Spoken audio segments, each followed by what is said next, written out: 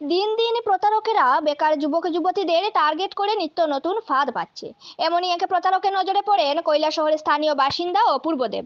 সম্প্রতি একটি অজানা নম্বর থেকে অপূর্ব বাবুর কাছে কল আসে। ফোনের অপর প্রান্ত থেকে তাকে জিজ্ঞাসা করা হয়, আপনার কি নিজস্ব জায়গা জমি আছে? উত্তরে অপূর্ব বাবু জানান, হ্যাঁ, তার নিজস্ব জায়গা রয়েছে। এরপর প্রতারকরা তাকে প্রলোভন দেখায় ভিআই নামের একটি মোবাইল নেটওয়ার্ক কোম্পানি তার বাড়িতে টাওয়ার বসাতে চায়। এর বিনিময়ে তাকে প্রতি মাসে 20 থেকে 25 হাজার টাকা দেওয়া হবে। এমনকি পরিবারের কাউকে চাকরিও দেওয়ার আশ্বাস দেওয়া হয়। প্রথমে আকর্ষণীয় মনে হলেও অপূর্ব বাবু বিষয়টি ভালোভাবে বুঝার চেষ্টা করেন। এরপরই তার সন্দেহ হয় এবং তিনি বুঝতে পারেন এটি একটি ভুয়ো কল, একটি প্রতারণার ফাঁদ।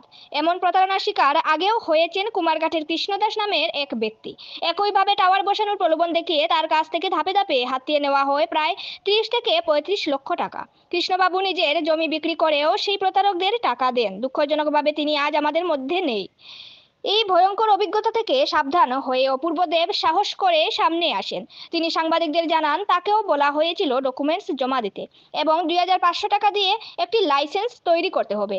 এরপরই নাকি তার বাড়িতে বসানো হবে ভিআই টাওয়ার। কিন্তু অপূর্ব বাবু সময় মতো বিষয়টি বুঝে ফেলেন এবং নিজের মতো করে তদন্ত করে প্রতারকদের হাত থেকে নিজেকে রক্ষা করেন।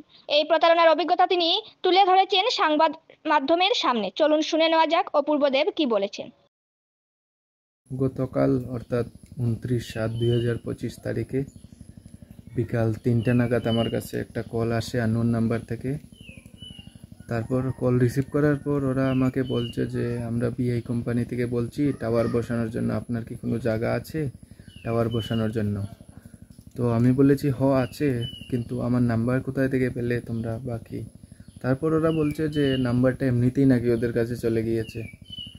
তারপর আমি আর ওদেরকে নাম্বারের বিষয়ে কোনো কিছু জিজ্ঞেস করিনি। তারপর বলছি আমাদের জায়গা আছে বসানোর জন্য। তারপর বলছে যে কার নামে জায়গাটা আছে? তো আমি বলেছিলাম আমার বাবার নামে আছে, আমার নামে তো নেই। তারপর বলছে বাবার সাথে একটা কথা বলান আমাকে। তারপর আমি আমার বাবাকে আমার মোবাইলটি দেই কথা বলার জন্য, এমন এমন বলে। তারপর ওরা বাবাকে বলেছিল যে ডকুমেন্ট পাঠানোর জন্য, ওদেরকে 2-3টে ডকুমেন্ট এবং ফটো পাঠানোর জন্য। তারপর বলেছিল যে ডকুমেন্টটি পাঠানোর পর আমরা যদি সিলেক্ট হই তখন আমাদের জায়গাতে টাওয়ার বসানো হবে। কিন্তু সিলেক্ট হওয়ার পর একটা লাইসেন্স করতে হবে বলেছিল, যে লাইসেন্সটা করতে গেলে আমাদের 2500 থেকে 3000 টাকা খরচ করতে হবে যদি সিলেক্ট হই আর। তারপর সিলেক্ট হওয়ার পরে আমাদের 2500 টাকার মতো দিতে হবে ওদেরকে। দেওয়ার পর ওনারা আমাদের নামে একটা লাইসেন্স তৈরি করবে, করে আমাদেরকে টাওয়ার বসাবে আমাদের জায়গাতে। তারপর বলেছিল যে